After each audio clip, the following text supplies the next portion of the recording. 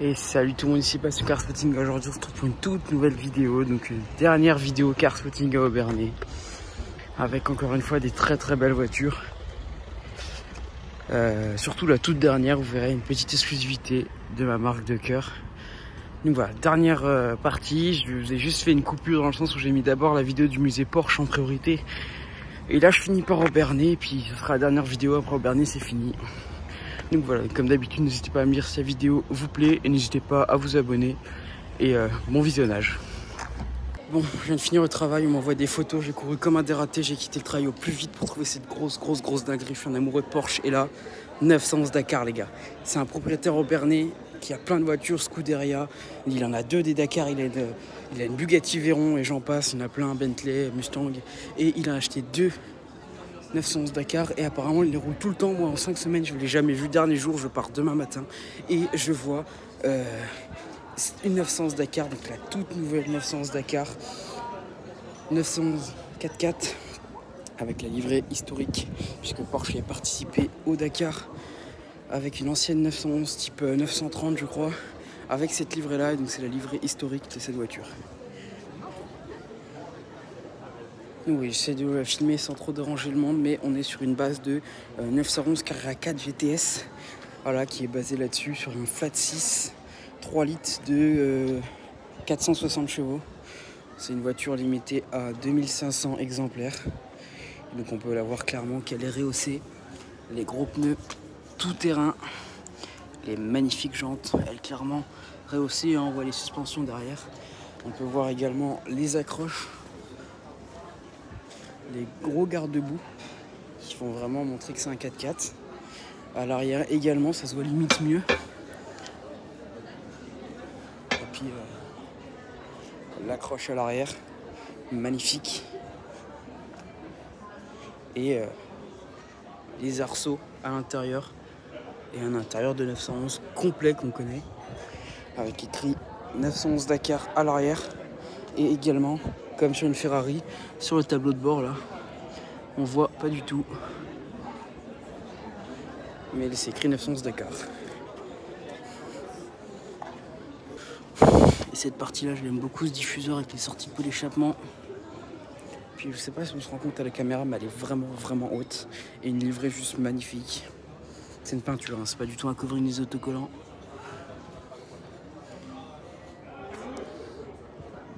Voilà, et ce béquet là à l'arrière. Là comme ça, joliment dessiné. On se rend bien compte là quand on le voit. Les petites aérations. Et je voulais vous montrer autre chose que j'ai oublié. Ah oui, ce capot. Là, on peut voir à peu près le design. Il est pas plat, hein. Il a ces aérations là comme sur une GT3. Et elle est vraiment haute, hein. Elle est haute et elle est magnifique cette voiture. Je suis amoureux Porsche. C'est une dinguerie leur vrai véhicule, c'est beau petit rétro. Bon, je vais pas arrêter de vous la filmer parce que je suis tellement sous le choc, mais bon voilà, on connaît. Bon, bah le proprio part, donc je vais vous la filmer. Je vous dis qu'on est sur la concurrence d'une Lamborghini Huracan Sterato et on est sur une voiture qui coûte 250 000 € neuf. Et je vais vous filmer le start-up.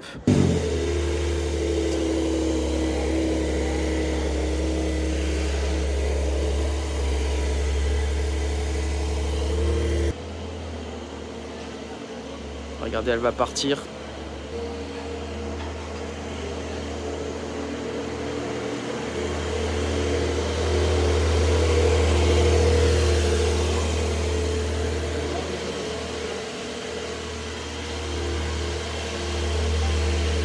Je voulais rattraper là et je vais vous la refilmer partir une deuxième fois. Elle est magnifique, je suis trop content de voir ceci.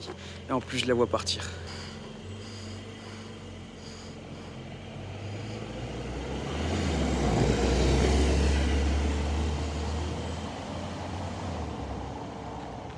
Bon, je marchais tranquillement, puis je suis tombé là-dessus. Petite Ferrari GTC 4 Lusso, dans une spec...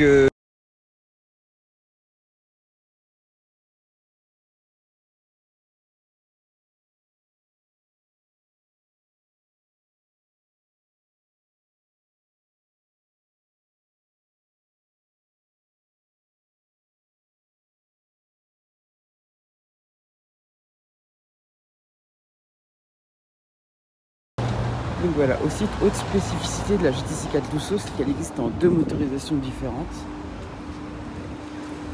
en V8 et en V12.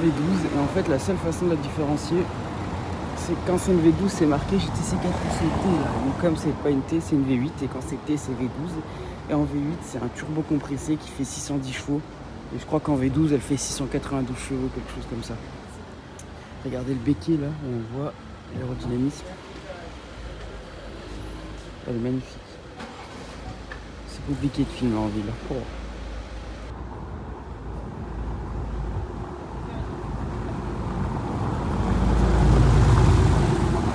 Regardez aussi, elle a les freins en carbone céramique, on le voit bien, le petit détail de passionné, le petit cache, le petit écrou pour gonfler les pneus Ferrari. Donc voilà, et autre chose, on peut filmer l'intérieur. Alors je pense que soit elle est neuve, soit le propriétaire est vraiment maniaque, parce il est propre, il n'a pas une poussière. Et regardez donc ces beaux sièges, ce volant incroyable, on le voit bien en plus avec sur tous les volants Ferrari. Donc c'est le contour comme en Formule 1 pour voir à combien de tours minute tu es. On peut voir tout le carbone à l'intérieur, magnifique. Et la spécificité de la GTC 4 Lusso, c'est que c'est une 4 places. Alors je vais essayer de vous la filmer là, on la verra mieux. Et donc c'est ce qui fait le charme de la GTC 4 Lusso, donc la remplaçante de la FF qui était la première Ferrari 4 places. Non, il y avait peut-être la Californie avant, je sais plus dans quel ordre c'est sorti. Mais c'était la Ferrari familiale. Et donc voilà, je pense que je vous ai filmé à peu près le tour. Même la plage arrière en Alcantara. Sur marqué le modèle des Ferrari ici sur le tableau de bord. Et puis voilà, on a fait à peu près le tour. Puis toujours dans des cadres très sympathiques. Je vous ai filmé un petit combo avec une Porsche 264 je crois, je me rappelle déjà plus, qui est passé. Ça fait un petit combo sympathique. Il y a toujours un très très beau cadre en Alsace.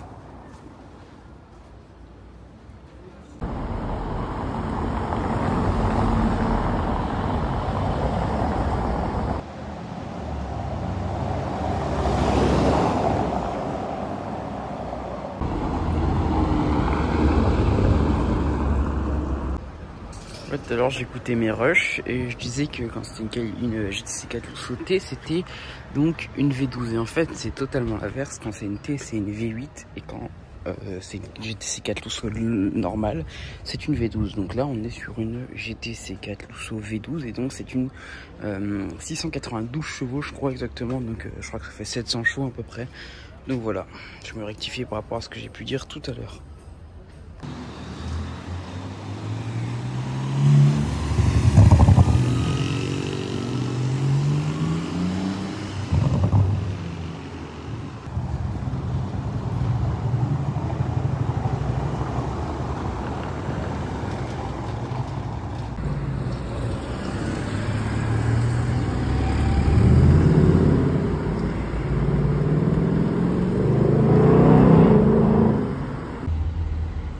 Regardez, on se trouve avec une petite Caterham.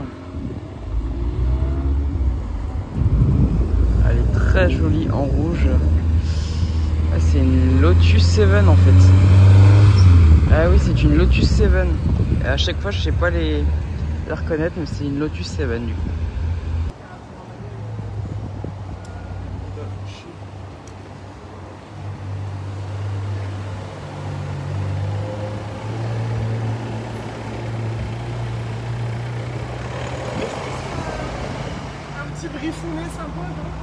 Je vous ai montré une Porsche 356 tout à l'heure, et là 356 Speedster. Alors je suis pas sûr que ça soit une vraie, mais c'est tellement rare. Mais en tout cas c'est reste magnifique à voir.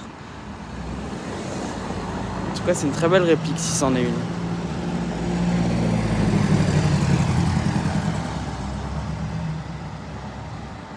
Ah, je suis content de voir toutes ces petites voitures aujourd'hui. Hein.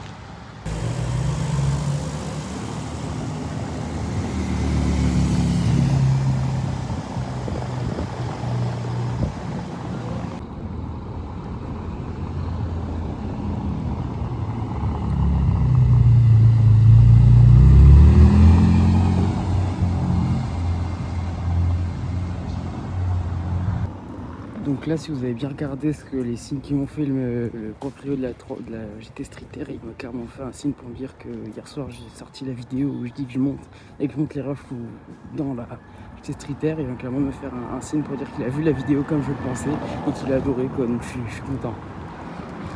Bon, on est le soir au Bernet, puis je vais essayer de parler bien fort pour pas qu'on entende la musique, parce que des fois quand j'entends de la musique, là dans les festivals le soir, je filme jamais les voitures parce que je vais me faire strike les vidéos, ça m'est déjà arrivé une seule fois. Et j'ai pas le choix en fait, là il y a un Lamborghini Urus, un anglais, j'ai pas le choix de vous le filmer du coup. Voilà, donc c'est juste incroyable un Urus, je sais même pas si on est filmé à l'arrêt. Avec le beau Lamborghini, là j'étais au loin, je me dis oh putain on dirait un Urus, c'est rigolant, puis finalement c'était vraiment Urus. Donc on voit le gros badge de Lamborghini, les grosses jantes là, les freins carbone céramique. L'impressionnant étrier de frein, c'est énorme comme roue, je sais pas, c'est du 22 pouces, c'est énorme. Donc c'est vraiment très impressionnant comme voiture. On peut voir là, regardez, il a l'intérieur complètement beige. On voit pas parce qu'il y a les trucs, mais là à l'intérieur, là on voit bien. Il a l'intérieur complètement beige, il est juste incroyable ce Urus. Et puis voilà, hein, je vais le faire démonétiser la vidéo, c'est sûr, avec cette musique, mais au moins j'aurais filmé un beau Urus. Et je vais pas le filmer plus longtemps, mais bon. Cet énorme béquet là, un peu comme la JC4 Tucson, est juste magnifique. Et du coup, niveau moteur, sur un Urus, on est sur un V8 4 litres 600 chevaux. Et normalement, c'est le même moteur que la Audi RS6 parce qu'on le connaît, Lamborghini. Et donc, Audi sont le même groupe pour Volkswagen. Et du coup, ils se partagent des châssis, notamment. Là, c'est le châssis du Rescue 8 avec un moteur de RS6. Mais ça reste quelque chose d'incroyable. Et voilà. Bon, après l'Urus, on a la petite DS19 que je vous ai filmée il y a une semaine ou deux maintenant. Et on a également cette petite Alpine GT. Donc je vous filme plus trop les Alpines parce que depuis le rallye Grand Est, honnêtement, j'en vois tous les jours. Mais bon, c'est toujours aussi beau. On peut voir à l'intérieur. En plus, ça c'est une Alpine GT avec une couleur gris mat juste magnifique. Et donc voilà, on connaît les Alpines. Je vous la filmerai pas plus longtemps, mais ça fait quand même plaisir à voir. Donc voilà, tu sors du travail, tu tombes sur une belle petite Mercedes CL. Elle est très belle, on n'en voit pas tous les jours. Et là tu vois CL600, tu dis CL600, ouais, sympa, ça cache bien son jeu. Puis là tu vois V12, donc en gros tu as juste une voiture qui a un moteur V12 5 litres 5 biturbo qui fait 510 chevaux, donc c'est un missile. Un intérieur juste impressionnant, magnifique. Et regardez juste l'arrière. Elle est magnifique. Donc je vous la filme vite fait parce que c'est pas commun. Puis V12 et puis c'est magnifique.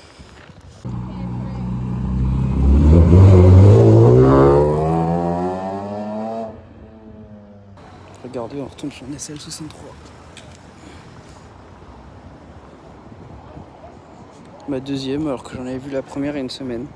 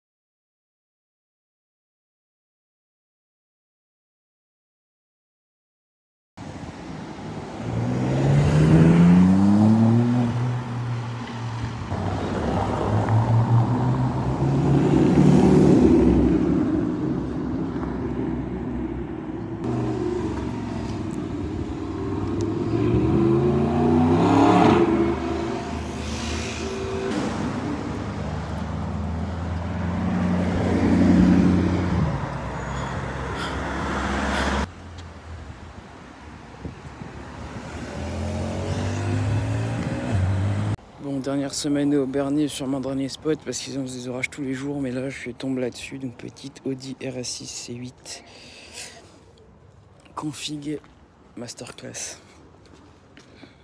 Un bel intérieur Alcantara. Et sinon à l'avant, regardez-moi cette gueule. Donc voilà, en plus il a mis des jambes qui sont pas du tout d'origine, du 22 pouces. Kongner, je sais pas c'est quoi la marque des jantes, donc c'est un Suisse, les Suisses j'aime bien mettre les grosses jantes qui vont avec les grosses voitures. Je sais pas si l'échappement est d'origine, il me paraît vachement ovale. D'habitude c'est plus rond. Mais là il me paraît très ovale, donc je sais pas si l'échappement est d'origine ou pas, mais c'est peut-être moi qui me fais des films. Mais voilà, les grosses jantes comme les Suisses ils aiment bien, qui vont très bien. Le gros 22 pouces en plus et à l'arrière c'est encore plus impressionnant avec la taille des disques de frein. Puis là-dessus on est sur un V8 qui sort 600 chevaux et 800 Nm de couple. Donc je peux vous dire que ça marche très très fort. Donc voilà, petite pépite surtout par sa config. Bon, petite séance spotting tranquillement, aujourd'hui c'est calme. Et comme je vous le disais tout à l'heure, je pense cette semaine d'annonce que de la pluie d'orage, donc ce sera mort. Je suis content, j'ai une petite RS6 et une petite M5 V10. J'ai vérifié pour être sûr et c'est une vraie. Ce qui est encore plus belle, c'est qu'elle est 100% d'origine et donc elle est magnifique. Voiture légendaire par son V10 de 507 chevaux. Bon après on connaît l'avant, quand je l'ai vu arriver juste de l'avant, j'ai eu un petit doute, je me suis dit elle est belle mais bon, c'est des voitures où il y a beaucoup de tuning dessus. J'ai vu le M5, je me suis dit quand même, puisqu'elle est discrète hein. Puis quand j'ai vu l'arrière et que j'ai entendu accélérer un tout petit peu, je me suis dit je pense que c'est une vraie. Puis après vérification, oui c'est bien une vraie, du coup je suis quand même content de voir ça. Ça reste des voitures qu'on voit pas souvent et c'est magnifique, donc voilà. Bon les gars, je suis sous le choc, je vous ai dit M5 V10, je suis content, je pars 30 secondes. Urus, vraiment, au Bernay, cette ville elle est folle. Je vais essayer de pas trop gêner parce que c'est une entreprise, en temps normal je filme pas, mais bon, un Urus dans cette config, j'ai pas trop le choix de le filmer. On m'a déjà envoyé des photos dans une entreprise, on m'a dit le chef d'entreprise il a un Urus plaque luxembourgeoise. Et je suis pas du coin, je connais rien. Donc je vais même pas chercher, là je passe, je le vois, je fais d'accord. Non, regardez-moi ce monstre, il est magnifique et la config perso je kiffe. C'est que des configs de fou. Tout à l'heure je vais à RSQ3, je vais essayer de vous le filmer. C'est simple un RSQ3, mais qu'est-ce que c'est beau.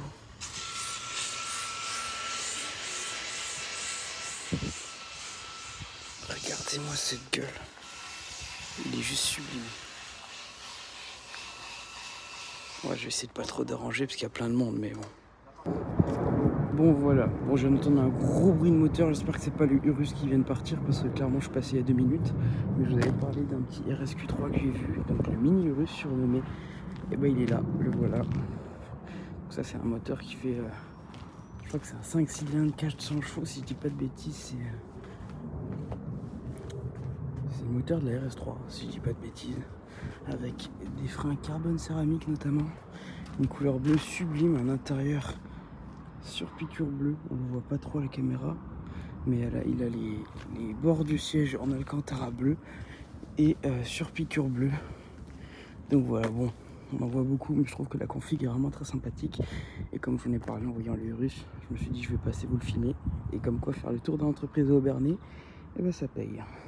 Bon, je faisais mon petit tour comme tous les soirs pour trouver des bons petits spots. Alors je sais pas ce qu'il y a ce soir, mais je suis à ma 5e F-Type. Et là je trouve, j'arrive quoi, F-Type V6, donc en soit pas forcément super intéressant.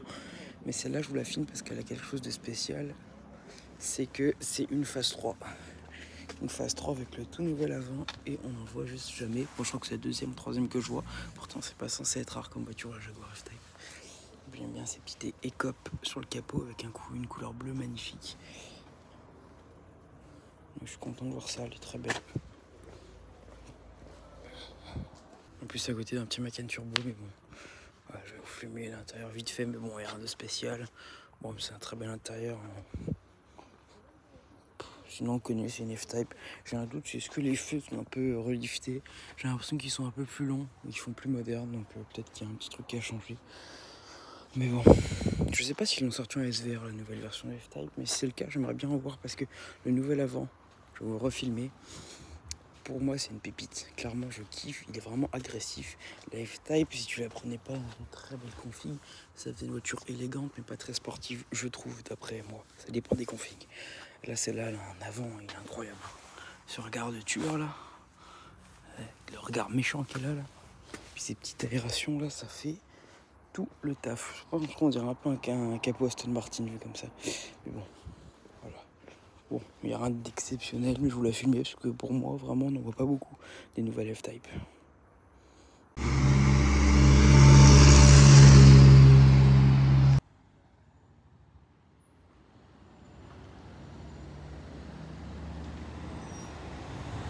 Petite trouvaille du soir dans l'hôtel où je travaille, un petit GLE 63S AMG. Il est incroyable avec la bouche à l'avant, là, l'énorme pare-choc typique de chez AMG, la Panamerica qui est juste sublime. V8 biturbo. C'est du 4 litres, 612 chevaux je crois sur un GLE 63 AMG S. Bon, à l'intérieur, je trouve que ça reste assez soft.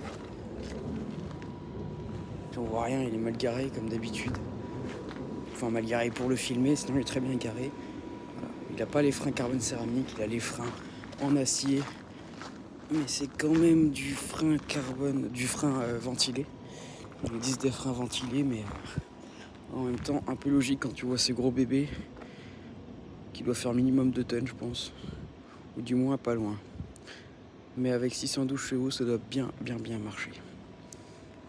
Hier, je vous disais, j'ai eu 4 F-Type en un quart d'heure. Bon, bah aujourd'hui, j'en ai vu au moins 2-3. Encore l'hôtel du parc, bon, je vous la filme vite fait, puis F-Type R. Puis voilà, au moins, je vous aurais filmé un truc aujourd'hui. Bon, c'est ce soir un des derniers soirs et on retrouve la petite Audi R8 phase 1 dont j'ai fait le tour. Celle de Arcanix34 sur Instagram si vous voulez suivre. Qui est toujours aussi magnifique d'ailleurs, qui a le béquet élevé, ça lui donne un bon petit style.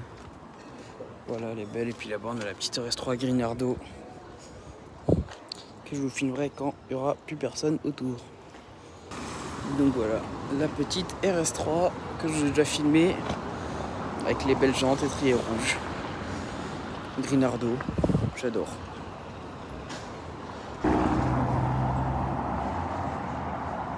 Regardez, on est encore au Bernet, là on est tombé sur une belle petite Mustang. Magnifique, on va avoir le droit à un petit combo. GLE 53 MG, combo avec une petite Mustang, ça fait plaisir. Les gars, magnifique SLS. Wow, je suis trop content de voir ça. Man.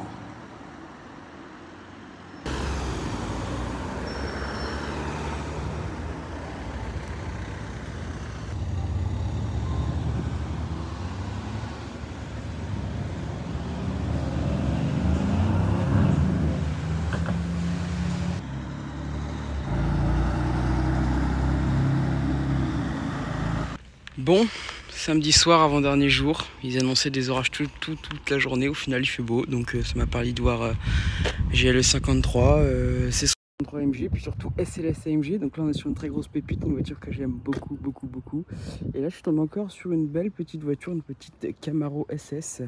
Donc là, on est sur une Camaro qui est sortie dans les années 2015 à peu près, avec l'arrière restylé de cette version-là. Donc américaine est égale à V8, gros moteur, donc c'est un V8 6 litres 2 qui sort 426 chevaux. 426 chevaux pour un moteur qui fait 6 litres 2, en soi c'est pas énorme, mais bon c'est une américaine, au moins tu es sûr que c'est un moteur atmosphérique. Et donc voilà, on trouve sur une configuration assez typique de la Camaro SS, rouge avec les bandes noires, avec des jantes qui ne sont pas d'origine mais que j'aime beaucoup. Les rétros, alors la forme des rétros j'aime beaucoup, c'est marrant, c'est un peu futuriste je trouve. Objectif miroir. Et puis voilà, bon bah sinon les Camaro on connaît, c'est pas la génération que j'apprécie le plus on va dire. Cette génération là restylée, j'ai un peu de mal avec les optiques, que ce soit à l'avant ou à l'arrière. Après l'avant ça me choque pas trop. À l'arrière, je sais pas, entre deux générations, là j'ai un peu de mal. Je préfère la version après, même la version avant. Mais après, ça reste une voiture magnifique. Et je suis content de tomber là-dessus. Et là, on se retrouve avec une petite Porsche 992 juste après la Camaro. Avec petite spécificité des jantes grises que je kiffe. Moi, je trouve que ça lui va beaucoup trop bien. Un intérieur classique, cuir blanc, sur piqûre blanche. Et regardez, ça lui va trop bien avec ses jantes grises. Ça lui fait un bon petit look. Et sinon, c'est une 992, j'ai envie de dire classique, qu'on peut voir en Alsace régulièrement, clairement. Beaucoup plus souvent que chez nous, parce que les 992 dans les Vosges, quand même pas non plus tous les jours qu'on en voit, même si c'est pas non plus rare. Mais moi j'adore Porsche, franchement, tous leurs derniers modèles, c'est une dinguerie. Et même 1992, j'ai bien entre guillemets basique, c'est incroyablement beau. Le GLE 63S est toujours là, et là on se retrouve avec un petit Cadillac Escalade. Des élans jantes que j'aime beaucoup, blanc. Bon, c'est très luxueux le Cadillac Escalade, avec un avant. Donc chez nous c'est rare parce que c'est des voitures qui ne sont pas vendues en Europe, qui sont obligées d'être importées, mais c'est immense. Hein. Regardez la taille de ce véhicule, même contrairement au GLE, je peux vous dire qu'il fait petit à côté de cette énorme Cadillac Escalade. Bon, je suis content de voir comme ça, que ça on n'en voit pas souvent, donc je suis assez content quand même d'en voir. Voilà, puis au pied du passage, on a toujours le magnifique GLE 63 SAMG. Et voilà.